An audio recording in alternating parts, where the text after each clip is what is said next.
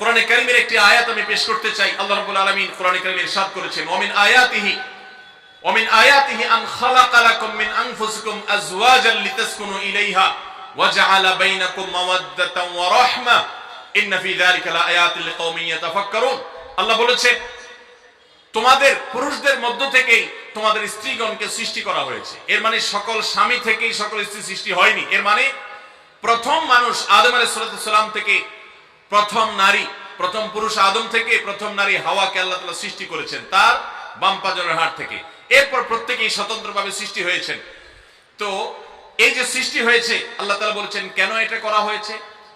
আদম আলাইহিস সালামকে সৃষ্টি করেছেন, তিনিই তো যথেষ্ট ছিলেন। আবার নারী হিসেবে হাওয়াকে কেন সৃষ্টি করলেন? আল্লাহ বলেছেন লিতাসকুনু ইলাইহা, যাতে করে তোমরা প্রশান্তি লাভ করতে পারো, একে অন্যের মাধ্যমে তোমাদের দুনিয়ার জীবনটা উপভোগ্য হয়, তোমরা যেন সুখে স্বাচ্ছন্দ্যে জীবন কাটাতে পারো, তোমরা যেন সুখে থাকতে পারো। এই আয়াত থেকে বোঝা গেল দাম্পত্য জীবনে সুখে থাকা এটা জীবনের সুখের অন্যতম মানদণ্ড।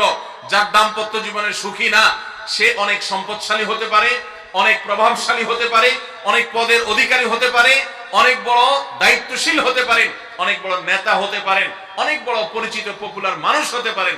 তিনি সুখী না। সুখের অন্যতম বড় একটা প্যারামিটার হলো দাম্পত্য জীবনে সুখী হওয়া, স্বাচ্ছন্দ্যশীল হওয়া। আল্লাহ বলেছেন জাআলা বাইনাকুম মাওয়াদ্দাতান ওয়া রাহমা, স্বামী স্ত্রীর মধ্যে আল্লাহ রাব্বুল আলামিন ভালোবাসা এবং সম্প্রীতি সৃষ্টি করে দিয়েছেন। দেখুন, স্বামী স্ত্রীর মধ্যকার যে সম্প্রীতি, বিবাহের মাধ্যমে বৈবাহিক জীবনে যে সম্প্রীতি হয়, যে ভালোবাসা হয়, বিবাহিত মানুষরা জানেন এই ভালোবাসা আল্লাহ তাআলা অন্য কোনো মাধ্যমে দান করেন না, অলৌকিক। শুধুমাত্র বিবাহের বন্ধনটা হওয়ার সঙ্গে সঙ্গে পরস্পর প্রতি যে আন্তরিকতা হয়, যে ভালোবাসা হয়, এটা পৃথিবীতে বিরল। অবৈধ সম্পর্ক, বিবাহ ছাড়া যে সমস্ত রিলেশন হয়, সেগুলোতে এই ধরনের ভালোবাসা, প্রকৃত সম্প্রীতি, এগুলো কল্পনাও করা যায় না। অনেক মানুষ আছেন আমাদের কাছে আসে, বিশেষ করে আমার কাছে যত মানুষ অফিসে আসেন, এক এক দিন কয়েকশো মানুষও দেখা যায় অফিসে আসেন, এমনও হয় কোন কোন দিন কয়েকশো মানুষও হয়। তো আমাদের অফিসে অনেকগুলো ডেস্ক আছে, অনেক আলেম আছেন, তারা সমাধান দেন বসে বসে, তারা সহযোগিতা করেন আমার সাথে। অনেকগুলো ডেস্ক বসাতে হয়েছে, এত বেশি মানুষ আসে। আপনারা অবাক হবেন, সবচেয়ে বেশি মানুষ আসে যেই ইস্যুটাকে নিয়ে, সবচেয়ে বেশি মানুষ আসে সেটা হলো দাম্পত্য কলহ, স্বামী স্ত্রীর ঝগড়া বিবাদ, তালাক, এগুলো নিয়ে সবচেয়ে বেশি সংখ্যক মানুষ আছে। এবং আপনারা আরো অবাক হবেন, গরিব মানুষদের মধ্যে স্বামী স্ত্রীর মধ্যকার দূরত্ব, তাদের মধ্যকার কলহ, দ্বন্দ্ব, ঝগড়া ফাসাদ, এগুলোর পরিমাণ বা রেশিও যত বেশি, টাকা পয়সা যাদের আছে, সামাজিক অবস্থান যাদের ভালো, আমার অভিজ্ঞতা হলো তাদের মধ্যে দাম্পত্য জীবনে কলহের পরিমাণ তুলনামূলক বেশি। তাহলে অনেক যুবক আছেন যারা বিয়ে শাদী এখনো করেন নাই, শুধুমাত্র হাতটা কসলাচ্ছেন আর চিন্তা করতেছেন চাকরিটা শুরু করতে পারি, ব্যবসাটা শুরু করতে পারি, বিদেশটা যায় সারতে পারি, টাকার বস্তা কামাই করে ফেলবো। তখন বউ একেবারে শুয়ের মতো সোজা থাকবে, আমাকে দিল জুড়ে ভালোবাসবে, আদর করবে, ভালোবাসা হবে, সম্প্রীতি হবে। চোখে মুখে লাল নীল রঙিন স্বপ্ন অনেক যুবক ভাইরা এখনো দেখছেন। আপনাদেরকে বলছি, টাকা পয়সা দিয়ে দাম্পত্য জীবনে শান্তি কেনা যায় না। টাকা পয়সা এবং সামাজিক অবস্থান দিয়ে মানুষ সুখী হয় না। আমাদের কাছে অনেক মানুষ এসে চোখের পানি ফেলেন, তাদের সামাজিক অবস্থান অনেক মজবুত, তাদের সামাজিক স্ট্যাটাস কল্পনার অতীত, কিন্তু তারা পারিবারিকভাবে সুখী নন। আমানতদারিতার কারণে তাদের প্রাইভেসি রক্ষা করি আমরা, কখনো ইশারাঙ্গিত আমরা তাদের প্রাইভেসি ভঙ্গ হতে পারে সেভাবে বলি না। কিন্তু আমরা রেশিওটা আপনাদের সামনে পেশ করছি এই জন্য, আপনারা যারা হাত কসলাচ্ছেন, যারা বেকার যুবক আছেন, যারা স্টুডেন্ট আছেন, যারা মনে করছেন যে টাকা পয়সা কামাই করে বস্তা ভরি, তারপরে আমি বিয়ে শাদী করে ফেললে সুখের সাগরে হাবুডুবু খাবো, আমি এরকম দেশ বিদেশ ঘুরতে থাকবো, এই রঙিন স্বপ্ন যারা দেখছেন তাদেরকে বলছি, বিশ্বাস করুন, সুখের সাথে এই টাকা পয়সা এবং সামাজিক অবস্থানের সম্পর্ক আপনি যতটা আছে মনে করেন, বাস্তবে ততটা নাই। তাহলে কিসের সম্পর্ক?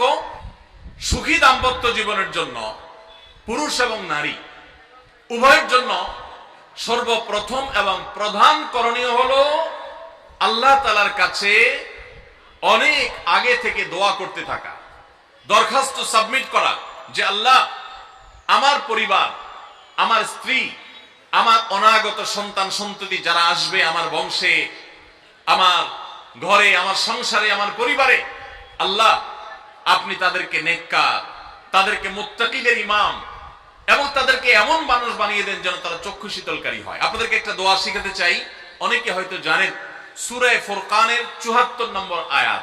সূরার নাম কি বলেছি? ফুরকান। আয়াত নম্বর কত বলেছি? ৭৪।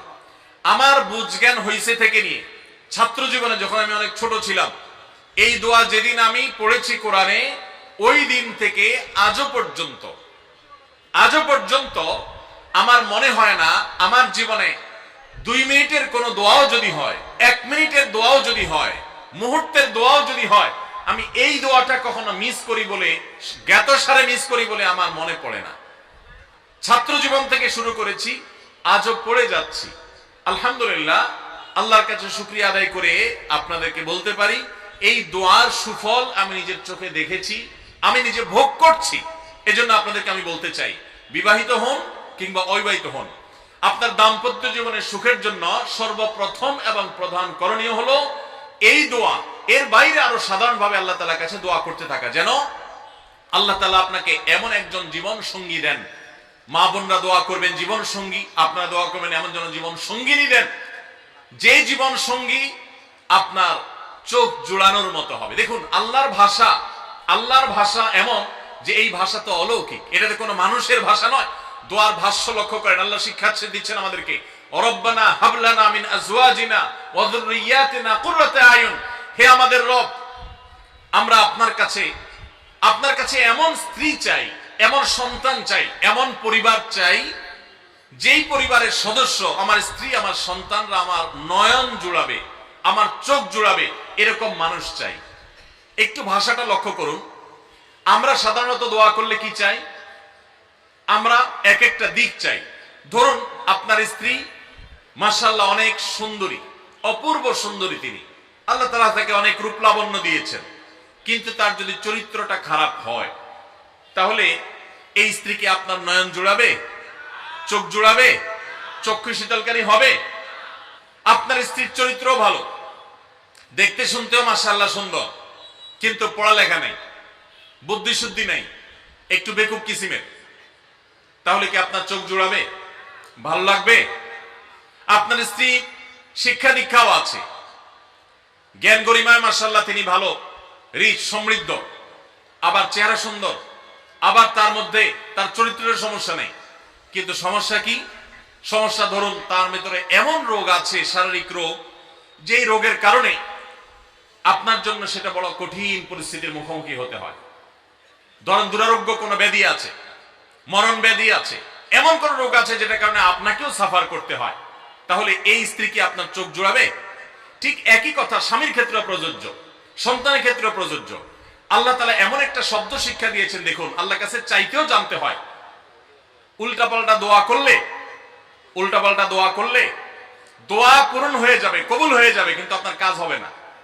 অনেক যুবক আছে আল্লাহর কাছে দোয়া করে, আল্লাহ বেশি না, ৫,০০,০০০ টাকা চাই। কত? ৫,০০,০০০। অনেক যুবক লিখে দেয় আমাদেরকে, হুজুর দোয়া করবেন বেশি না, আমি আল্লাহর কাছে ৫,০০,০০০ টাকা চাই। আল্লাহরে টার্গেট দিয়ে দিছে, কত লাগবে? ৫ লাখ। কেন? একটা বাইক কিনবে, যুবক মানুষ, রাস্তাঘাটে বাইক ছাড়া চললে ভালো লাগে না, আর একটা ভালো সেট কিনবে, না হলে ফেসবুক স্ট্যাটাস ভালো করে দেওয়া যায় না, ছবি তুলে দেওয়া যায় না, আর কিছু টাকা দিয়ে ছোটখাটো একটা দোকান কিছু একটা করবে, বিয়ে শাদীর ব্যবস্থা করবে, বাস, বেশি কিছু চাই না। তো আল্লাহ তাআলা ৫ লাখ টাকা ধরেন আপনাকে দিয়ে দিল, সাথে একটা রোগও দিয়ে দিল, ওই রোগে খরচ হবে ৬ লাখ, তাহলে আপনার এই ৫ লাখের কোনো মানে আছে? দাম্পত্য জীবনে সুখের জন্য দোয়া কিভাবে করতে হবে আল্লাহ শিখিয়ে দিয়েছেন। রব্বানা হাবলানা মিন আজওয়াজিনা ওয়া যুররিয়াতিনা কুররাতা আয়ুন। আল্লাহ, আমার পরিবারের সদস্যরা যেন এমন হয় যে তাদেরকে দেখলে আমার নয়ন জুড়িয়ে যাবে। অর্থাৎ নয়ন জোড়াতে হলে সব দিক থেকে পারফেক্ট হতে হবে, সব দিক থেকে ভালো হতে হবে, তখনই তো দিল জুড়াবে।